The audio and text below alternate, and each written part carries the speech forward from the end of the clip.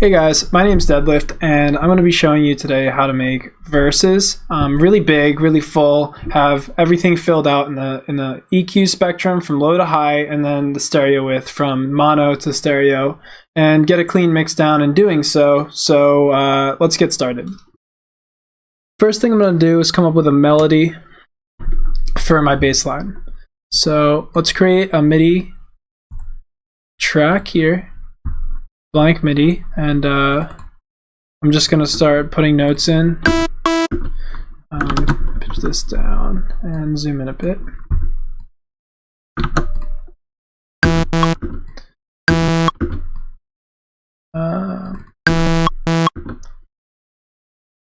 No.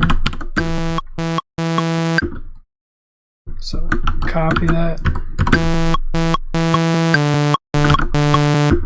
Some simple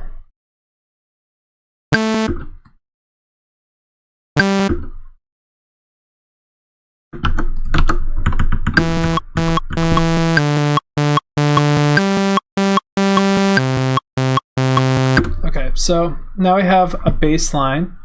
So what we're gonna do is loop that and pitch that, just drop that down an octave from where it was. So first thing we're going to do is shape this so it sounds really big, really full. When you're working with basses, you want to make sure that your low end really carries the sound and it carries the warmth. So I'm going to just keep it on saw, and we're going to use white noise, and we're just going to distort it. So you can hear as you add more distortion, it tends to glue the white noise and the saw together. We're going to turn the randomness down so it plays the same part of the saw wave every single time the note hits. And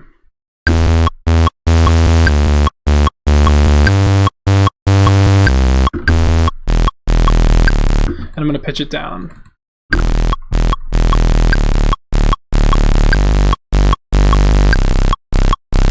So if you notice, this note is kind of inaudible. Things below D, like C, is kind of tough to hear, C1 on a system, a subsystem, especially if it's in mono. So what we're going to do is pitch it up one, so it sounds like this.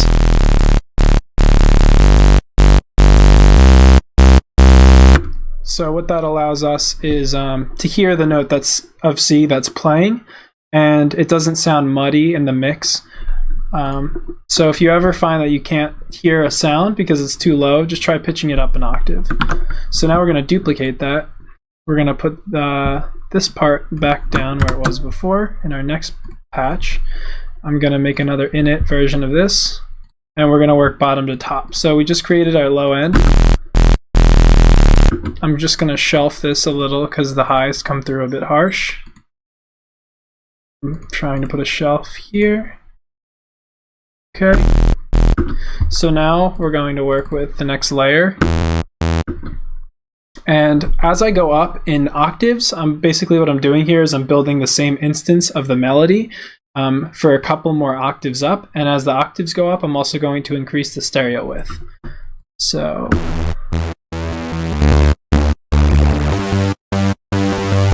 we're going to keep it kind of simple, around three to five voices here, just not too wide because it's still low. And I'm going to do this just to roll off the high end because they tend to be a little harsh in Serum. And we're just going to put a compressor on there for now. So together.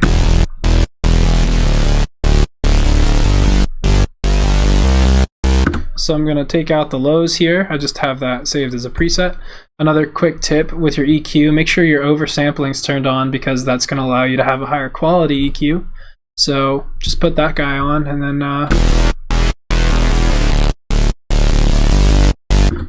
cut out any of the frequencies that add muddiness.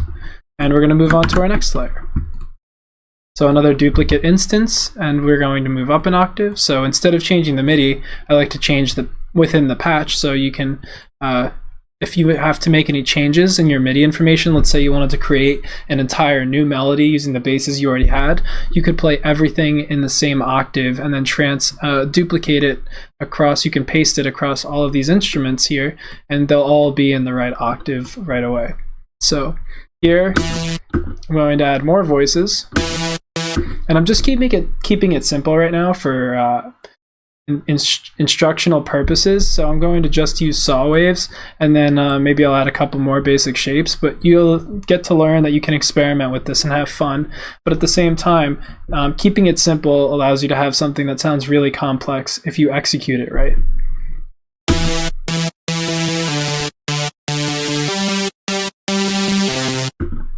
So I'm going to take this, move it up a little more, same with this guy, and together.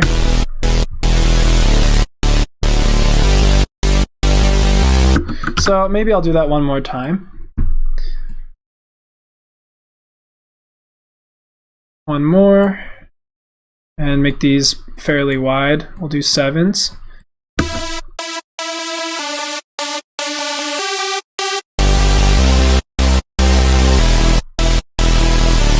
Okay, so now what I'm going to do is I'm going to take another instance of these basses, these leads that I just created, and I'm going to play notes that are complementary. So that might be a fifth above the root note. It might just be an entirely different melody using complementary notes within the same key, and I'll show you what I mean. If I were to do it a fifth above the melody, it would sound like this. Make your music stand out, get more views, and way more engagement. Bring your music to life. Get Music Visualizer. In every format, even for social media. Get started today. The link is in the description.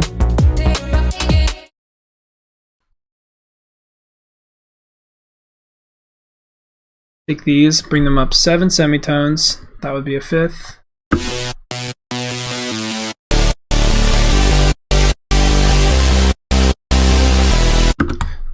But instead I'm going to do something a little more interesting, since this is tutorial's sake. So let's listen to... So we have something that's, again, low, something that's in the lower range of the spectrum. So I'm going to take these notes. We can look at our MIDI here, and I see the pattern that I already have, but now I want to change this. I want to make an entire melody within this rhythm of stacked saws that I just created. So I'm just going to mess around and see what we can come up with.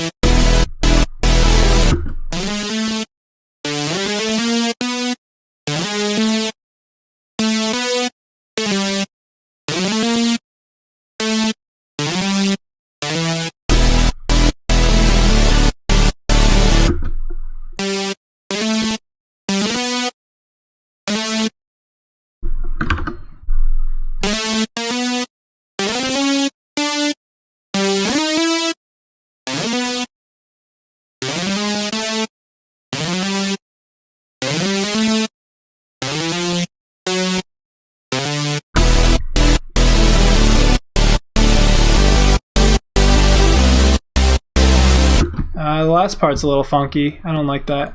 Let's just take one. Since that's kind of big and bright, I'm just going to solo this with another track instead of the whole thing.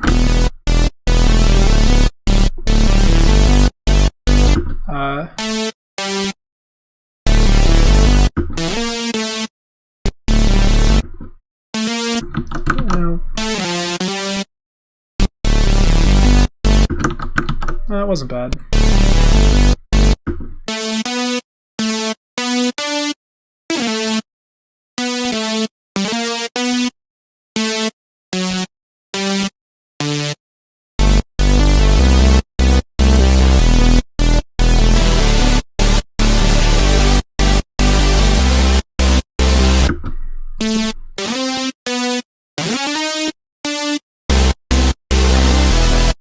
Okay, cool. So that sounds cool. Now we're gonna take this.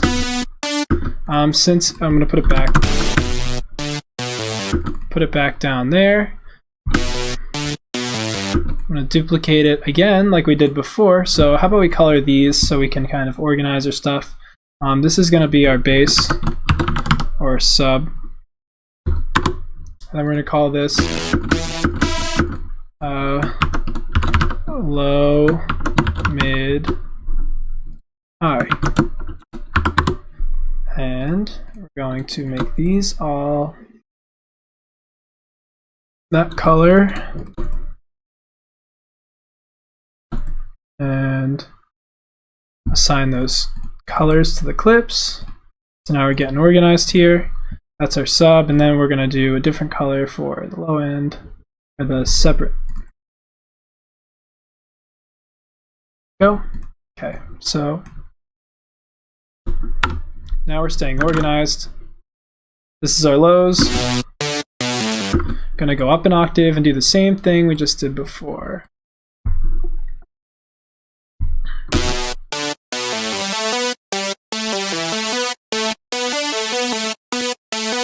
So now that we're in this portion of creating another melody within these stacked layers, I'm going to start changing the shapes. Not too drastically, but something that still has enough attack and something that's still sharp. So we're going to stay away from sine waves and triangle waves.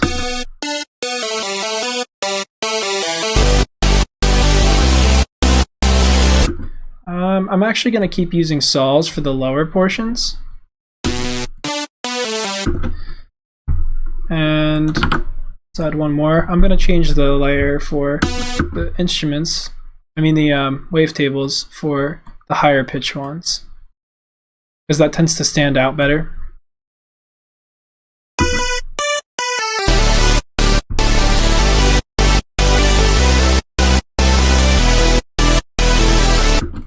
Now I notice there's some harsh frequencies in here, so I'm going to start cutting things.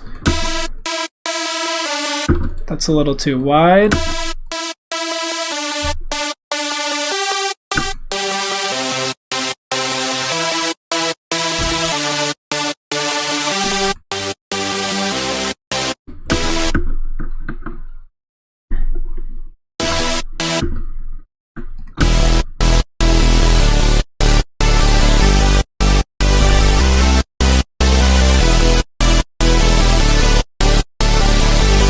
Okay, so I have these. I noticed that with this instrument in there,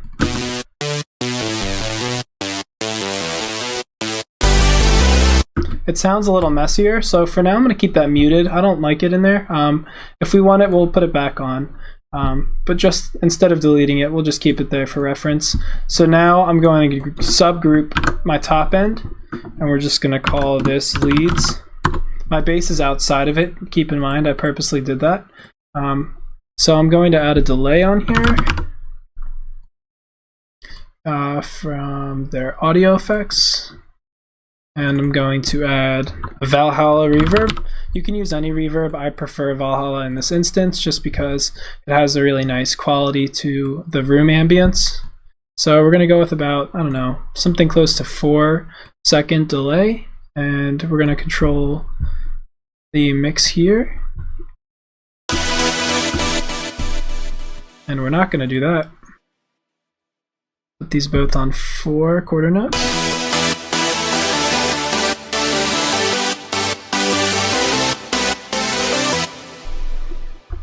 So keep in mind there's no sub here yet.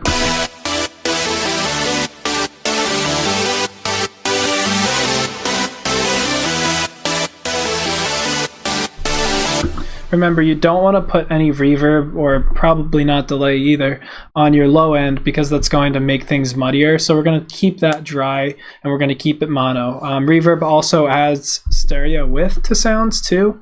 So you want to keep the stereo frequencies out of the low end so that it doesn't phase cancel. On a big club system, you want your entire stereo band, the mono portion of it, you want it to be have no phase cancellation, and stereo width would tend to do that.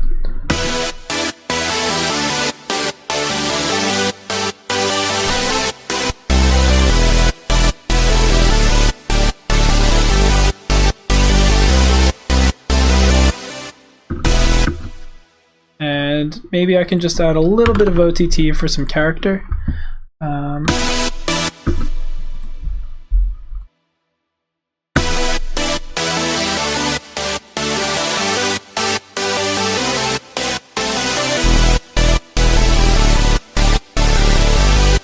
And then just to groove the rhythm, you can add, I'm going to add a clap here. Just find a clap.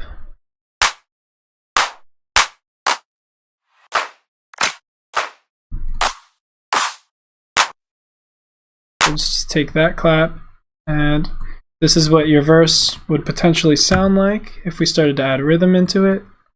I'm just going to copy these across, turn it down in the mix.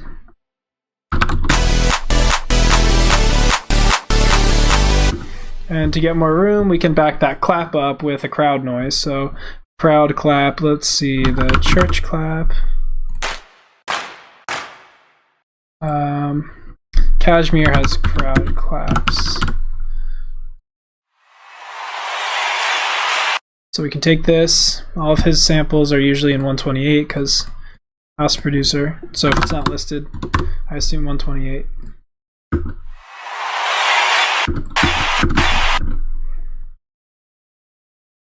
We're going to warp this complex pro, bring down the formants.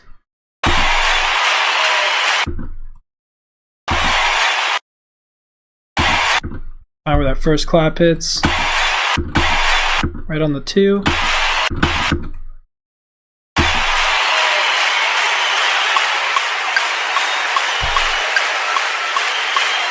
So together, that's way too loud, so I'm going to bring it back.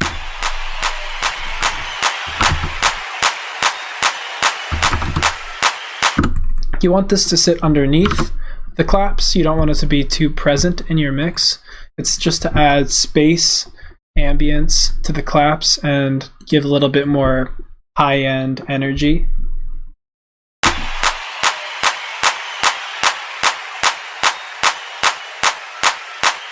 Look for some harsh frequencies around 3400, and we're just going to drop this nice and tight. Okay.